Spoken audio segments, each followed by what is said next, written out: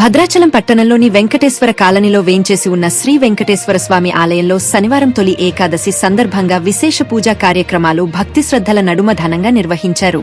అనంతరం భక్తులు అధిక సంఖ్యలో ఆలయానికి తరలివచ్చి స్వామివారిని దర్శించుకుని ప్రత్యేక పూజల్లో పాల్గొని తీర్థప్రసాదాలు స్వీకరించారు. ఆలయ ప్రాంగణం భక్తులతో కలకలాడింది.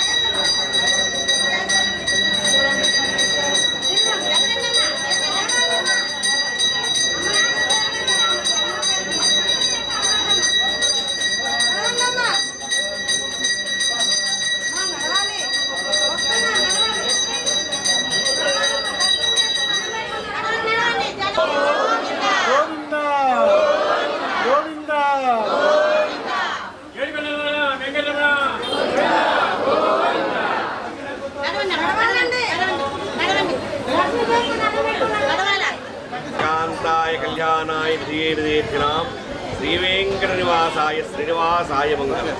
జై శ్రీమన్నారాయణ.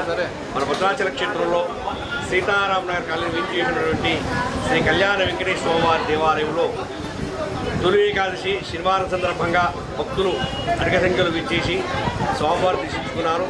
ఉదయం 4 గంటల నుంచి స్వామివారికి సుప్రభాత సేవ, స్వామివారికి నిత్యారాధనలు 5:30 గంటలకు భక్తులందరికీ కూడా దర్శనం ప్రారంభించాము. అప్పటి నుండి కూడా ప్రతి భక్తులు కూడా ధ్వజస్తంభం దగ్గర దీపారాధన చేసుకుంటూ స్వామివారి దగ్గరికి నిలబడి దర్శనం చేసుకుని అష్టోత్తర శతనామావళి పూజ జరిపించుకుంటున్నారు.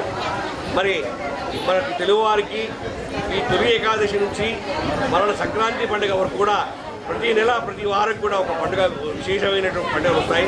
ముందుగా మనకు తొలి ఏకాదశి, ఆ తర్వాత గణపతి నవరాత్రులు, అలాగా దేవి నవరాత్రులు అని చెప్పని ఉంటాయి. సూర్యుడు దక్షిణాయనంలో ప్రవేశిస్తున్నాడు.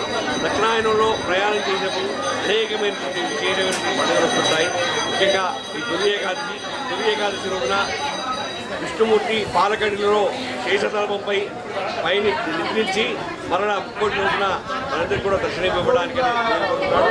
అలాంటి పుణ్యకాలమున భక్తులందరూ కూడా అధిక సంఖ్యలో వచ్చేసి స్వామివారిని దర్శించుకున్నారు. అందరికి కూడా తొలి ఏకాదశి శుభాకాంక్షలు, స్వామివారి ఆశీస్సులు అందరికీ ఎల్లవేళలా ఉండాలని కోరుకుంటూ జై శ్రీమన్నారాయణ. జై జై శ్రీ.